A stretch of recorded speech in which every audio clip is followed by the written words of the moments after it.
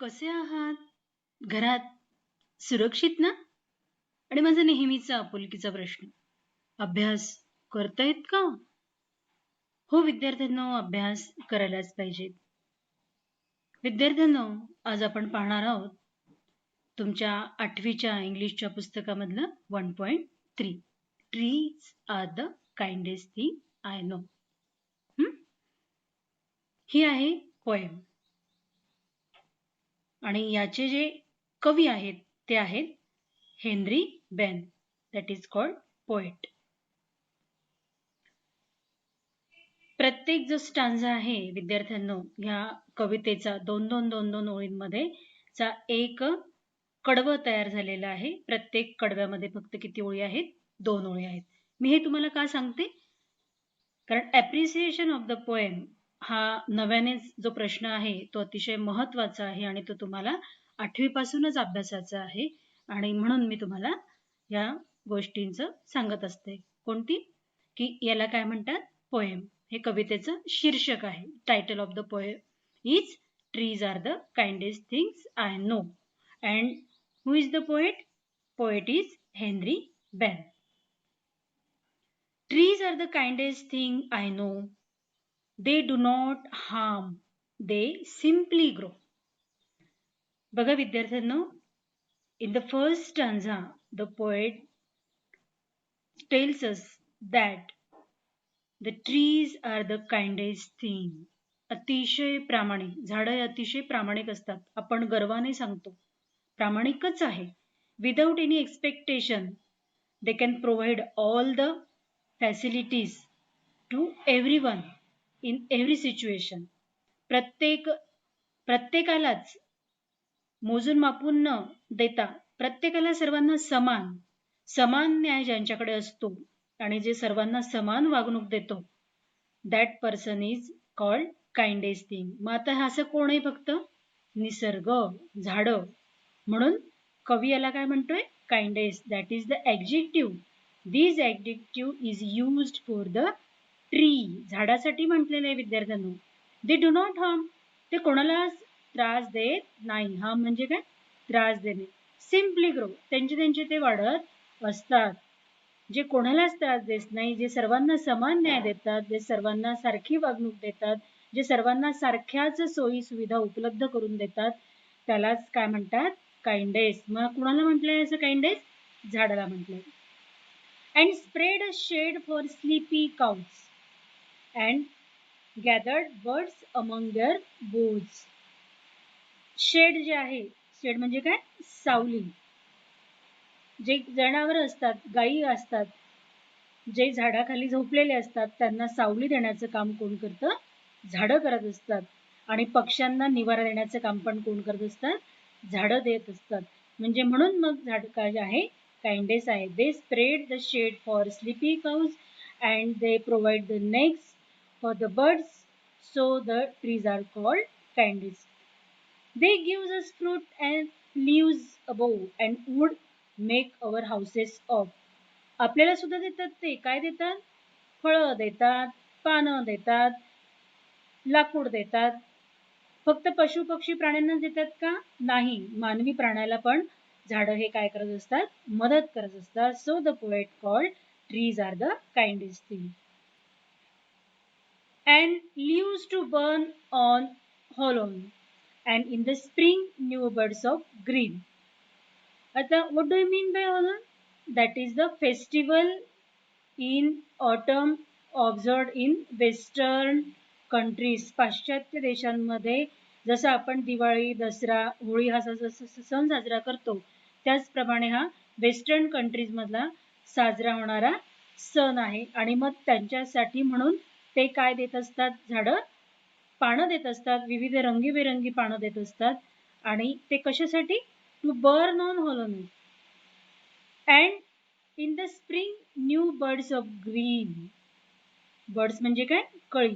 Spring season, इथे 2 ऋतूंचं वर्णन आलेलं आहे. स्प्रिंग आपण बघितलंच मागे.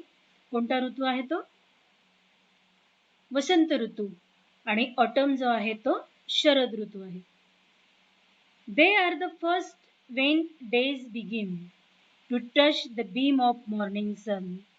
In these two lines, we get the moral from these poem. या कवितेमधून जे मॉरल आपल्याला शिकायला मिळणार आहे ते ह्या दोन ओळींमधून आहे विद्यार्थ्यांनो. कसं ते बघा. दे are the first Wien days begin.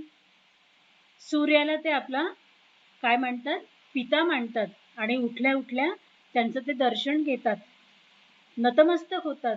तर असं नतमस्तक होणारे कोण आहे, झाडं आहेत. दे are the first when they days begin. दिवसाची सुरुवात जी आहे ती त्यांच्या सूर्याच्या दर्शनाने होतात आणि एक प्रकारे झाडं काय होतात, त्यांच्या पाया पडत असतात. हे या ठिकाणी कवीला नमूद करायचे. To touch beam of morning sun. To touch, what do you mean by touch? आपण पदस्पर्श करतो, आई वडिलांच्या पाया पडतो. त्याचप्रमाणे ही जी झाडं जी आहेत ते पण काय करतात, सूर्याचे जे पहिले किरण निघतात सकाळी, तर त्या किरणांना ते स्पर्श करतात. पहिले स्पर्श करणारे कोण आहेत, मग झाडच आहे. कळलं तुम्हाला याच्यातलं मॉरल काय आहे? म्हणून आपण पण काय केलं पाहिजे, सकाळी उठल्यानंतर आपल्या आई वडिलांच्या, आजी आजोबांच्या रोज पाया पडल्याच पाहिजे. विद्यार्थ्यांनो, that is the moral from this poem. They are the last to hold the light when evening change into night. They are the last to hold the light. आणि मग सगळ्यात शेवटी लाईटला सांभाळून ठेवणं, प्रकाशाला सांभाळून ठेवण्याचं जे काम आहे ते कोण करत असतात, दे. आता दे हे जे आहे प्रोनाउन ते कोणासाठी वापरलेले विद्यार्थ्यांनो, झाडांसाठी वापरलेलं आहे, trees. They are the last to hold the light. झाडं हे प्रकाश जो आहे तो शेवटपर्यंत सांभाळून ठेवतात. When evening changes into night. जेव्हा संध्याकाळचं रूपांतर रात्रीमध्ये होतो तेव्हा झाडं जी आहे ते सूर्यप्रकाश जो आहे तो सांभाळून ठेवण्याचं काम करतात. आणि अजून काय काम करतात ते, and when a moon floats on the sky they hum to drowsy lullaby. Here is the figure of speech the poet use it. They seems a tree. अंगाई गीत गाणारा जो आहे तो म्हणजे कोण आहे, झाडं आहेत. या ठिकाणी आई जी आहे ती आईची उपमा जी आहे ती कोणाला दिलेली आहे, झाडाला दिली आहे. आई पण आपल्याला झोपवताना अंगाई गीत गाते की नाही, त्याचप्रमाणे झाडं सुद्धा अंगाई गीत गातात. आणि चंदमामा म्हटलेलं आहे, मामा जो आहे मामा सुद्धा आपल्याला काय करतो, हसवतो, खेळवतो. त्याचप्रमाणे कवीने या ठिकाणी उपमा केलेली आहे, moon floats on the sky. म्हणजे चांदमामा जो आहे तो लहान मुलाला झोपवण्यासाठी काय करतो, खेळवतो आहे. आणि दे हम अ ड्राउझी ललबाय. आणि मग झाडं काय करतायत, अंगाई गीत गातायत. त्यांच्या पानांची थोडासा गार वारा सुटला की झाडांच्या पानांची जी सळसळ होते ती सळसळ म्हणजेच काय आहे, अंगाई गीत आहे. ललबाय म्हणजे काय, अंगाई गीत. आणि ड्राउझी याचा अर्थ काय झाला, स्लीपी. कोणाला झोपवण्यासाठी, लहान मुलाला. Of sleepy children long ago, trees are the kindest thing I know. So that the poet called the kindest things in all. Why the poet called the kindest? Why the poet called the trees the kindest things? समजले विद्यार्थ्यांनो की झाडांना कवीने प्रामाणिक का म्हटलेलं आहे? कारण झाड हे सगळ्यांनाच मदत करतं. मनामध्ये कोणाबद्दलही भेदभाव न ठेवता तो सर्वांनाच मदत करतो, सर्वांना समान न्याय देतो. म्हणून झाडाला काय म्हटलेलं आहे, प्रामाणिक म्हटलेलं आहे. Tree always helps to everyone in every situation.